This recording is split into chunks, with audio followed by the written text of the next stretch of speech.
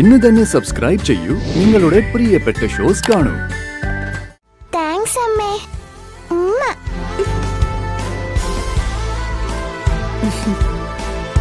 ഞാൻ റോൾ മോഡലാക്കാൻ ആഗ്രഹിച്ചെന്റെ വിഷ്ണു അച്ഛനെ തന്നെ എനിക്കെന്റെ അച്ഛനായി തന്നേന്. അതിന് സത്യമോളുടെ വക ഒരു പ്രത്യേകം ചക്കര ഉമ്മ. അച്ഛാ,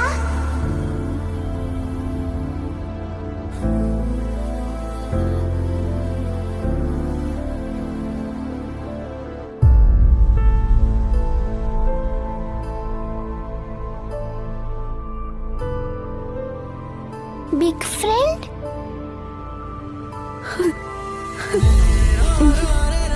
അല്ല, അച്ഛൻ. സത്യം?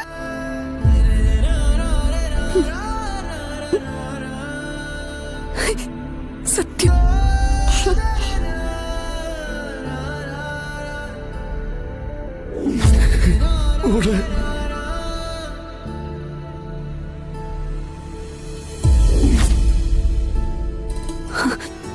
എന്റെ മോളുടെ അച്ഛനാ പപ്പി മോളുടെ വിഷ്ണു അച്ഛൻ. ഇത്രയും നാള് ഞാൻ കാണാൻ ആഗ്രഹിച്ചതും അച്ഛനെന്ന് മനസ്സുകൊണ്ട് വിളിച്ചു നടന്നതും എന്റെ ബിഗ് ഫ്രണ്ടിനെ തന്നെയായിരുന്നു. പിന്നെ എന്തിനാ അമ്മ ഈ സത്യം എന്നിൽ നിന്ന് മറച്ചു വെച്ചത്?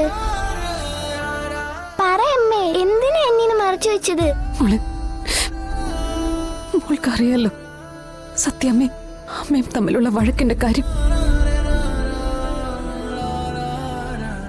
ആ ഒരു വഴക്ക് കാരണം ഇതൊക്കെ ആരോടും പറയാതെ രഹസ്യമാക്കി വെച്ചിരുന്നത്. എന്നാലും അമ്മേ, എന്നോടെങ്കിലും പറയാനില്ലേ? അമ്മ പറഞ്ഞില്ല മോള്, കഴിഞ്ഞില്ല. മോള്, പിന്നൊരു കാര്യമുണ്ട് മോളെ. മോള് ഇതൊന്നും ആരോടും പറയരുത്. പറഞ്ഞ പിന്നെ വലിയ വഴക്കാവും. അതെന്താ അമ്മ അങ്ങനെ? അതങ്ങനെയാ മോളെ. തൽക്കാലം ഇത് നമ്മുടെ മനസ്സിൽ മാത്രം ഇരുന്നാ മതി. അച്ഛനെ സ്നേഹിക്കാൻ എന്റെ മൂക്കിന് ഒരു തടസ്സമില്ല. അച്ഛനും അങ്ങനെ തന്നെ. സന്തോഷായില്ലേ മൂക്ക്? താങ്ക്സ് അമ്മേ. ഉമ്മ.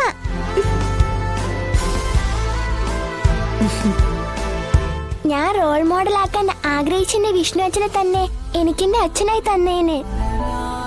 അതിന് സത്യമോളുടെ വക ഒരു പ്രത്യേകം ചക്കര ഉമ്മ.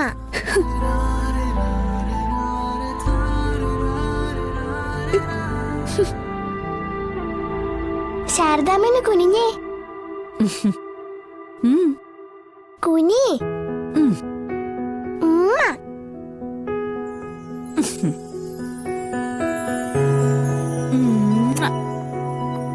ഇനി ആവശ്യമില്ലാത്തവൻ ചോദിച്ച് ഞാൻ ആരെയും വിഷമിപ്പിക്കില്ല കേട്ടോ. എനിക്ക് എല്ലാരോടും പറയണം എനിക്കെന്റെ അച്ഛനെ തിരിച്ചു കിട്ടിയെന്ന്. ആദ്യം ഞാൻ ഭഗവാനോട് പറയട്ടെ. ഉമ്മ.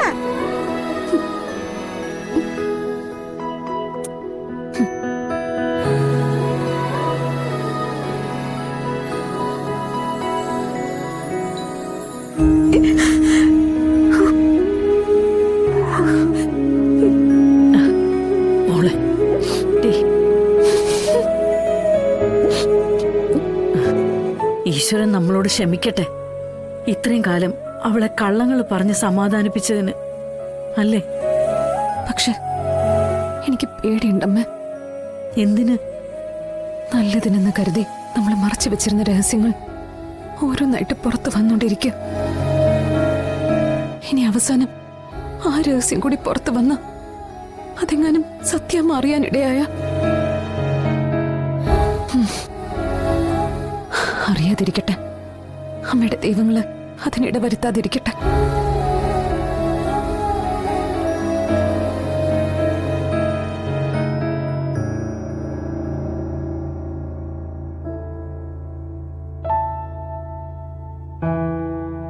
ദേവി, എല്ലാം നേരെയാക്കി തരണേ. ഭഗവാനെ, ഞാൻ അറിഞ്ഞില്ല.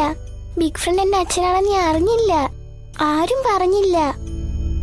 സ്വപ്നത്തിലെങ്കിലും എന്നോടൊന്ന് പറയായിരുന്നില്ലേ വിഷ്ണു അച്ഛൻ എന്റെ അച്ഛനാണെന്ന്?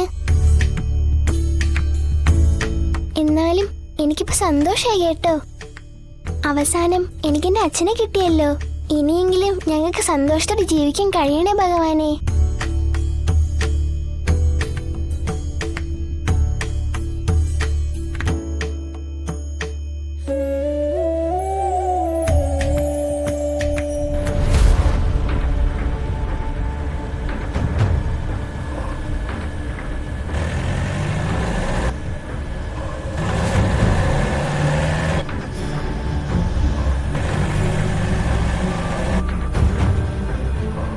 അപ്പോ എല്ലാവർക്കും കാര്യങ്ങൾ മനസ്സിലായല്ലോ.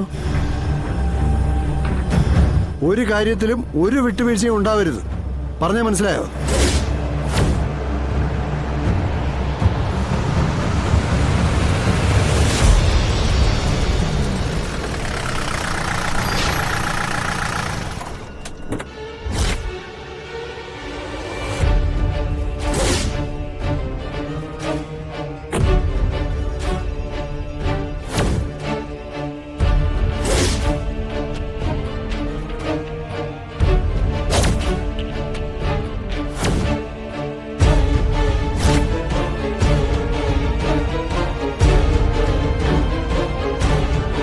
ആഹാ, വിഷ്ണുമോന് പതിവില്ല എന്താ ഈ വഴിക്ക്? ചിറ്റപ്പൻ എന്തോ കാര്യമായിട്ട് കൊണ്ടുവന്നിട്ടുണ്ടെന്ന് തോന്നുന്നു. ജീപ്പിൽ വെച്ചിരിക്കുകയാണോ? ഞങ്ങൾക്കായിട്ട് തന്നത് മുഴുവൻ ചിറ്റപ്പനല്ലേ. ചിറ്റപ്പനൊന്ന് അറിഞ്ഞു തന്നതിന്റെ അന്താളിപ്പിൽ നിൽക്കുക ഞങ്ങളുടെ കുടുംബം. അറിഞ്ഞു തന്നെങ്കിൽ അത് അറിയേണ്ട ആൾക്കാരെ അറിയേണ്ടതുപോലൊക്കെ അറിയിച്ചിട്ടുണ്ട്. എന്നെ കാണാൻ അച്ഛൻ പറഞ്ഞു വിട്ടതാണോ അതോ അമ്മ പറഞ്ഞു വിട്ടതാണോ? പറഞ്ഞു വിട്ടതിലല്ലല്ലോ കാര്യം, പറയാൻ വന്നതിലല്ലേ. അത് പറയേണ്ട രീതിയിൽ പറഞ്ഞിട്ടേ പോവും. അപ്പൊ മകൻ മുടയും കൊണ്ടാണ് വന്നിരിക്കുന്നത് അല്ലേ? എടാ മാറ്റി ജോർജ്, ഇത് എന്റെ ചേട്ടന്റെ മോനാ. ഒരു കാലത്ത് കുറച്ച് ചട്ടമ്പിത്തരമൊക്കെ ഉണ്ടായിരുന്നു കയ്യില്. ഈ പലിശയ്ക്ക് പൈസ കൊടുത്തിട്ടേ പാവപ്പെട്ടവന്റെ കൊങ്ങാക്കി പിടിച്ച് തിരിച്ചു വാങ്ങിക്കുന്ന പണിയേ, അതായിരുന്നു ലൈൻ. നിനക്കൊക്കെ വല്ലതും മനസ്സിലായോ? ഇത്തരം ചില്ലറ പരിപാടികളൊന്നും യുവന്മാർക്ക് മനസ്സിലാകത്തില്ല. എന്റെ വിഷ്ണു, അതിപ്പോ യോമാരെ പറഞ്ഞിട്ട് കാര്യമൊന്നുമില്ല. ലക്ഷങ്ങൾ കോടികളാക്കുന്ന കള്ള കറൻസിയുടെ കച്ചവടവും ഈട്ടിയും തേക്കും ചന്ദനവും പിന്നെ മാഞ്ചിയും അതിനുള്ളിൽ കൂടിയ ഇനം കഞ്ചാവ് കിടത്തുന്ന കാര്യങ്ങളൊക്കെ യവന്മാർക്ക് അറിയൂ. പിന്നെ ഒരു ഗുണം എന്താന്ന് വെച്ചാ എപ്പ തപ്പിയാലും യവന്മാർ ആരെയും ഒരു ടൂൾസ് കാണും. അതിപ്പോ കൈപ്പത്തിക്കുള്ളിൽ ഒതുങ്ങിയിരിക്കുന്ന കുട്ടി റിവോൾവർ മുതൽ കുലം മുടിക്കുന്ന AK-47 വരെ കാണും. പക്ഷെ പുറത്തെടുക്കില്ല. അതിന് പറ്റിയ തണ്ടും തരവുള്ളവരെ മുട്ടാൻ കിട്ടണ്ടേ കേരളത്തില്? അതുകൊണ്ട് തന്നെ ഇവിടെ നിൽക്കാവന്മാർക്ക് മടുപ്പാ. ശരീരം അനങ്ങാത്തോണ്ട് വെറുതെ ഇരുന്ന് പിത്തം പിടിക്കുമെന്നാണ് അവന്മാര് പറയുന്നത്. എന്തായാലും കാണാൻ കഴിഞ്ഞാല് വലിയ സന്തോഷം. പിന്നെ എനിക്കെന്തെങ്കിലും ആവശ്യം വരുമ്പോ നിങ്ങൾ എനിക്ക് ധൈര്യമായിട്ട് വിളിക്കാമല്ലോ.